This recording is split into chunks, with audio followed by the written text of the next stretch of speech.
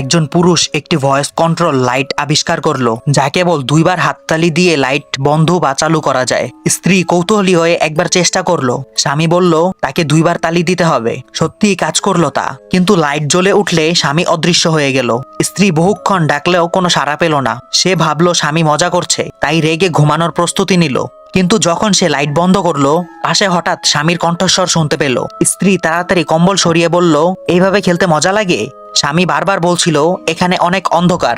স্ত্রী ভাবলো স্বামী অন্ধকার ভয় পাচ্ছে, তাই আবার লাইট জ্বালালো। লাইট আবার জ্বলে উঠে আর স্বামী আবার অদৃশ্য হয়ে যায়। এবার নিশ্চিত হলো যে এটা মজা না, তাই চারপাশে খুঁজতে লাগলো স্বামীকে। তখনই তাদের ছেলে এসে জিজ্ঞাসা করলো, বাবা কোথায় গেল?